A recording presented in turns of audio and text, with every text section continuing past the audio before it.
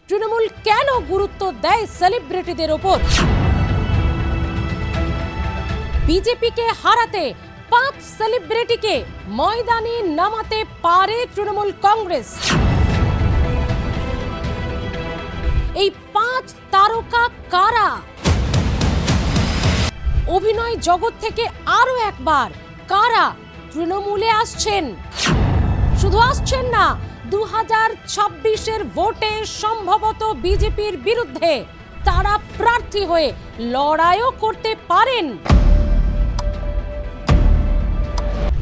বিজেপিকে হারাতে 5 সেলিব্রিটিকে ময়দানে নামাতে পারে তৃণমূল কংগ্রেস।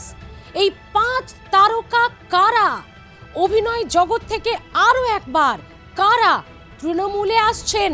শুধু আসছেন না, 2026-এর ভোটে সম্ভবত বিজেপির বিরুদ্ধে তারা প্রার্থী হয়ে লড়াইও করতে পারেন। হ্যাঁ, সেই নামগুলো কি কি, কেন তাদেরকে ভাবা হচ্ছে, তৃণমূল কেন গুরুত্ব দেয় সেলিব্রিটিদের ওপর, সেটাই জানাবো আপনাদের। রাজনীতি, বিশেষ করে তৃণমূল কংগ্রেসের সঙ্গে তারকাদের বরাবরই একটা খুব ভালো সম্পর্ক। শুধু ভালোই নয়, এতটাই ভালো যে ভোটে এই সমস্ত প্রার্থীদেরকে দাঁড়ও করান তিনি। হ্যাঁ, তৃণমূল সুপ্রিমো নিজে যতটা সংস্কৃতি প্রবণ মানুষ, যতটা আবেগ প্রবণ মানুষ, অভিনয় জগতের সঙ্গে বড় পর্দা হোক ছোট পর্দা হোক, কলা কুশীলবদের সঙ্গে তার সম্পর্ক সব সময় মধুর। আর রাজনীতির সঙ্গে তারকাদের যোগাযোগ তা তো বহু পুরনো। তৃণমূল কংগ্রেসের আমলে তা অনেক গুণ বেড়েছে বলতে পারেন। লোকসভা, বিধানসভা থেকে শুরু করে বিভিন্ন ধরনের ইলেকশন, সবেতেই তৃণমূল কাউকে না কাউকে অভিনয় জগৎ থেকে এনে প্রার্থী করেনি। দেব, মিমি, নুসরাত, রচনা, কার কথা বলবো কার কথা ছাড়বো, লম্বা তালিকা। কিন্তু সফল তো হয়েছেন। যাকে দাঁড় করিয়েছেন অভিনয় জগৎ থেকে সুপার ডুপার হিট হয়েছে ক্যান্ডিডেট হিসেবে, প্রার্থী হিসেবে তিনি। আবার এটাও ঠিক, অনেক সময় খানিকটা বিপাকেও পড়েছে তৃণমূল। কয়েকজন ক্যান্ডিডেট জিতেছেন, কিন্তু তারপর আবার এলাকায় তারা যান না, এলাকার মানুষের খোঁজ খবর রাখেন না। মোস্ট ওয়ান্টেড, নিখোঁজ এমন পোস্টারও কোনো বিধায়ক বা সাংসদদের ক্ষেত্রে দেখা গেছে। পরের বছর আবার তাকে তাড়াতাড়ি প্রার্থী তালিকা থেকে সরিয়ে দিয়েছে তৃণমূল। এইভাবে মোটামুটি ম্যানেজ করেছে। কিন্তু এবার 2026 বিধানসভা নির্বাচনে এই 5টা মুখ যেখানে আপনারা এত বড় প্রশ্ন চিহ্ন দেখতে পাচ্ছেন, তারা কারা? আর সময় নষ্ট করব না। প্রথম নামটি এমন একটি নাম যেটা শুনলে আপনিও তাকে সম্মান করবেন।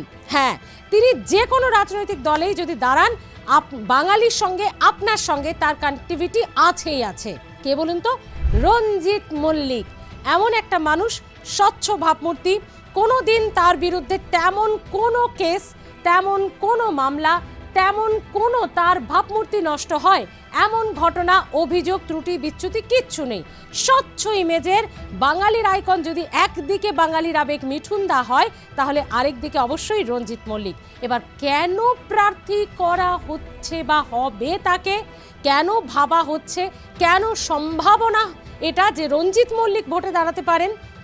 কয়েকদিন আগেই খোদ second in command Abhishek Bandyopadhyay, তৃণমূলের সর্বভারতীয় সাধারণ সম্পাদক, উন্নয়নের পাঁচালী, আর লাস্ট যে টার্মগুলোতে তৃণমূল আছে 15 বছর ধরে, তার খতিয়ান তুলে দিয়ে এসছেন রঞ্জিত মল্লিকের কাছে, সঙ্গে উন্নয়নের পাঁচালী। হ্যাঁ, সাক্ষাৎ একেবারে সৌজন্যমূলক ছিল। কিন্তু ভোটের আগেই অভিষেক বন্দ্যোপাধ্যায় রঞ্জিত মল্লিকের বাড়ি গিয়ে সৌজন্য সাক্ষাৎ, এটা কি শুধুই বন্ধুরা সৌজন্য সাক্ষাৎ, নাকি এর পেছনে অন্য কোনো কারণও রয়েছে? রাজনৈতিক সমালোচকদের একাংশ বলছেন কারণটা ভোটে দাঁড় করানো, কারণটা প্রচারক হিসেবে ব্যবহার করা, কারণটা স্টার ক্যাম্পেনার যেটা মিঠুন দাকে দিয়ে করছে বিজেপি, সেটা বাঙালির ক্ষেত্রে আবেগ যার সঙ্গেই রয়েছে সেটা রঞ্জিত মল্লিক। তাই তাকে হয়তো এই ইমেজটাকেই কাজে লাগাতে চাইছে তৃণমূল কংগ্রেস। আর রঞ্জিত মল্লিকও তো অভিষেক বন্দ্যোপাধ্যায়কে বেশ পছন্দ করেন। বেরিয়ে যে বলল, মনে নেই আপনাদের? এই ছেলেটাকে আমার বেশ ভালো লাগে। তখনই বোঝা গেছে, রাজনৈতিক সমালোচকেরা বুঝে নিয়েছেন কোথাও একটা 2-2 4 হচ্ছে। আর এবার আপনাদের বলি, রঞ্জিত মল্লিকের পর দ্বিতীয় নাম কি হতে পারে? এখনো আমি নামটা বলিনি, আপনারা কমেন্ট করতে পারেন, প্লিজ কমেন্ট করুন। একটা নাম বলেছি, এখনো 4টে নাম বাকি আছে। কারা হতে পারে সম্ভাব্য প্রার্থী তালিকায়?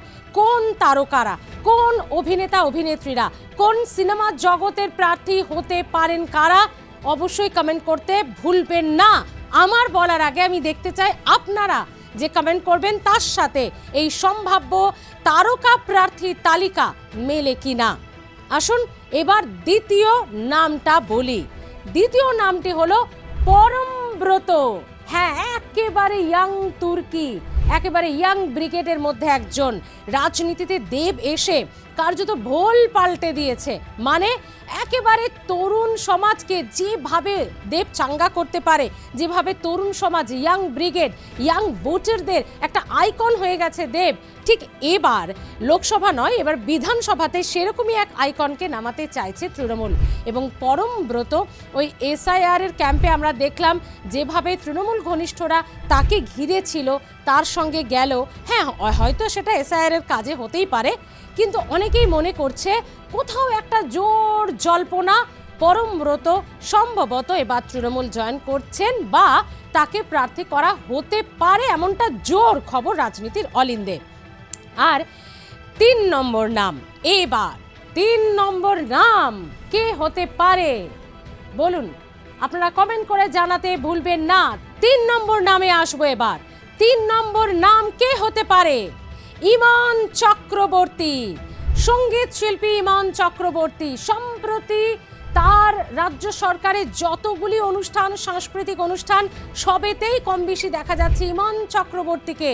এবং কানাঘুষো এটা শোনা যাচ্ছে ইমনের সঙ্গে নাকি তৃণমূল সুপ্রিমোর খুব ভালো একটা সম্পর্ক তৈরি হয়েছে।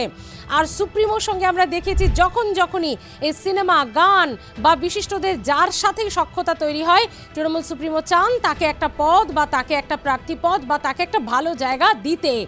ইমন চক্রবর্তী একজন রুচিশীল, শিক্ষিতা, ভদ্র মহিলা, যার ইমেজে কোনো দাগ নেই, এক স্বচ্ছ ভাবমূর্তি, এবং অবশ্যই বাঙালির খুব মনের কাছাকাছি রয়েছেন তিনি। তাই তার মুখটা, তার নামটা তৃণমূলের ব্যবহার করতে ভোটে ইমনকে, তাতে কিন্তু কোনো অসুবিধে হবে না। নতুন করে চেনাতেই হবে না ইমনকে, কি করে, কি খায়, কি ব্যাপার, কিচ্ছু না। তার মানে বাঙালির ঘরের মেয়েকেই ব্যবহার করতে চাইছে তৃণমূল কংগ্রেস। কেন আমরা দেখিনি? আমরা ইন্দ্রনীল সেনকে দেখলাম না? কোথা থেকে কোথায় পৌঁছে গেলেন তিনি। শুরুটা হয়েছিল তৃণমূলে জয়েন করা থেকে, তারপর গুরু দায়িত্ব তার কাঁধে। প্রত্যেকটি অনুষ্ঠানে তিনি কার্যত শুধু সঞ্চালনায় নয়, প্রত্যেকটি অনুষ্ঠানের দায় দায়িত্ব একেবারে তার কাঁধে থাকে। এবং মমতা বন্দ্যোপাধ্যায় কত স্নেহ করেন তাকে। অনেকেই মনে করছেন যে ইন্দ্রনীল সেনের মতোই এবার ইমন চক্রবর্তীকেও প্রার্থী করা হতে পারে। 3 নম্বর নাম হয়ে গেল। এরপর 4 নম্বর নাম। আবারও চলে যাব কোথায়? আবারও সেই অভিনয় জগতে। পার্ণ মিত্র, সদ্য বিজেপি ত্যাগী, তৃণমূল জয়েন করেছেন পার্ণ মিত্র। অভিনয় জগতে মোটামুটি একটা নাম ডাক তার আছে। বাঙালি পার্ণকে এক কথায় চেনে এবং পশ্চিমবঙ্গের মানুষ পার্ণ মিত্রকে এক কথায় চেনে। মজার বিষয়টা হলো, কাঁটা দিয়ে কাঁটা তোলার মতো ব্যাপারটা হলো, বরানগরে 2021-এ দাঁড়িয়েছিলেন এই পার্ণ মিত্র বিজেপির টিকিটে। ভালো করে মেলান, তখন তৃণমূলের টিকিটে কে লড়েছিলেন? তাপস রায়। এবং তাপস রায় জিতলেন, পার্ণ মিত্র হারলেন। 2021 বরানগর বিধানসভার জিতেও তারপর দলের সঙ্গে মনোমালিন্য কি হয়েছে আপনারা জানেন। তাপস রায় দল পদ সব ছেড়ে দিয়ে বিজেপিতে যোগদান করলেন। আর এদিকে পার্ণ মিত্র বিজেপির টিকিটে হেরে সব কিছু ছেড়ে দিয়ে তিনি যোগদান করে গেলেন তৃণমূলে। মানে কোথাও কি আবার সেই বরানগর, কোথাও কি আবার সেই উত্তর কলকাতা, কোথাও কি আবার সেই কলকাতারই কোনো প্রার্থী করা হতে পারে পার্ণকে, নাকি ভাবা হচ্ছে অন্য কোনো জায়গা? কারণ আমরা দেখেছি যে কিভাবে সায়ন্তিকা একা দায়িত্ব কাঁধে নিয়ে গোটা এলাকাটা সজল ঘোষের বিরুদ্ধে লড়াই দিয়েছিলেন, টাফ ফাইট। তার মানে ওই এলাকার মানুষজন যে মোটামুটি এই অভিনয় জগতের মানুষদের পছন্দ করেন, এটা বুঝে গেছে তৃণমূল। তাই সম্ভবত এবার পার্ণ মিত্র হতে চলেছেন। তৃণমূল জয়েন করা শুধু নয়, জয়েন তো তিনি করেই গেছেন, প্রার্থী পদও হয়তো পেতে পারেন।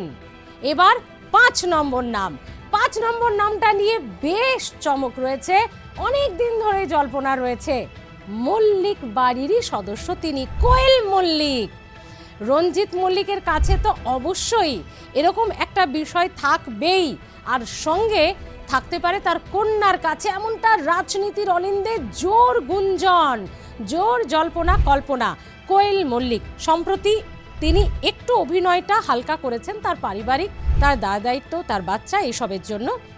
আর এবার সম্ভবত তিনি তৃণমূলে যোগদান করতে পারেন, শুধু যোগদানই না, সম্ভবত তিনি প্রার্থীও হতে পারেন। ঠিক একইভাবে সেই ইয়ং ব্রিগেড, সেই জনপ্রিয়তা, সেই প্রভাব প্রতিপত্তি, সেই বাঙালির চেনামুখ, সেই মানুষের মনের কাছাকাছি। আরেকটা বিষয়, গ্রামগঞ্জে যান, শুধু কোয়েল মল্লিক নামটা বলবেন, ফেটে পড়বে জনতা উচ্ছ্বাসে, ফেটে পড়বে। যতগুলো অনুষ্ঠান, যতগুলো আয়োজন হয়েছে কোয়েল মল্লিকের, সেখানে যাওয়া নিয়ে আমরা দেখেছি হাজার হাজার মানুষের ভিড় আর মাথা। মানুষ একবার তাকে চোখের দেখা দেখতে এসছে, এতটাই জনপ্রিয়।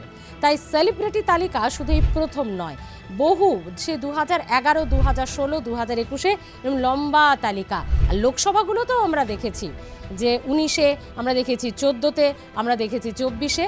মানে সেলিব্রিটির সঙ্গে তৃণমূলের যোগাযোগ সব সময়, ক্ষমতায় আসার পর থেকে এবং আগে তো ছিলই। এবার আপনারা বলুন, সেলিব্রিটিদের প্রার্থী করার বেশ কয়েকটা কারণ সমালোচকেরা বলছেন। একটা হচ্ছে তাদের প্রভাব প্রতিপত্তি, তাদের চেনা মুখ, তাদের স্বচ্ছ ইমেজ, বাঙালির কাছে খুব কাছাকাছি পৌঁছে যাওয়া, এবং একজন স্টার ক্যাম্পেনার, মানে তাকে দেখতেই মানুষ চলে যাবে এবং মানুষের যে উচ্ছ্বাস সেটা ভোট বাক্সে ধরা পড়বে। আর সর্বোপরি মিডিয়া কাভারেজ, এই সব মিলিয়ে কিন্তু এই 5জন, এই 5টা মুখের পেছনে এই 5টা নাম লুকিয়ে রয়েছে। জোর জল্পনা, জোর গুঞ্জন। এবার কি হতে পারে বিজেপিকে হারাতে? কারণ এবার 2026 বন্ধুরা মনে রাখতে হবে, খুব মামুলি নির্বাচন নয়। যে কোনো নির্বাচনই টাফ, কিন্তু এবার 2026 বিধানসভা নির্বাচনটা অত্যন্ত একটা কঠিন নির্বাচন হতে পারে। যে কোনো সময় যে কোনো ভুল চোখে পাশা পাল্টে যেতে পারে। তাই তৃণমূল হোক বা বিজেপি, তারা কেউ কোনোভাবে এক চিলতে জমি বা সময় নষ্ট করতে নারাজ। বিজেপি কিন্তু জোরদার মাটি কামড়ে থেকে একেবারে টাফ ফাইট দিয়ে যাচ্ছে। বিজেপি কিন্তু এবার আশা করছে, শুধু না, দাবি করছে যে তারা রাজ্যে ক্ষমতায় আসবে। বিজেপি 160টি আসনকে সামনে রেখে তারা এগিয়ে যাচ্ছে যে এবার রাজ্যে ক্ষমতায় তারাই আসবে। আর তাই বিজেপিকে কড়া টক্কর দিতে এবার এই 5 সেলিব্রিটিকে, এবার এই 5জন তারকাকে মাঠে ময়দানে প্রার্থী হিসেবে তৃণমূলের টিকিটে লড়াতে পারে তৃণমূল কংগ্রেস, এমনটাই জোর খবর। বলুন, রঞ্জিত মল্লিক, পরমব্রত, পার্ণ মিত্র, কোয়েল মল্লিক, ইমন চক্রবর্তী, কি মনে হয় আপনাদের? এই নামগুলো কি আপনারাও চাইছেন? এরা যদি সেলিব্রিটি মহল থেকে সেই ইমেজ ঝেড়ে ফেলে বিধায়ক হতে চান বা পারেন, বা তৃণমূল যদি করে, তাহলে কি আপনার এলাকার উন্নয়ন হবে? নাকি কিছু কিছু সেলিব্রিটির যে ওই এলাকায় না থাকা, সেই সমস্যাটা আরও একবার হবে? বিজেপিকে হারাতে এই 5জন তাদের কেন্দ্রে যেখানেই তাদেরকে দাঁড় করাক, সত্যি কি কড়া টক্কর দিতে পারবে? কি মনে হয় আপনাদের? জানাতে ভুলবেন না। ভালো থাকুন।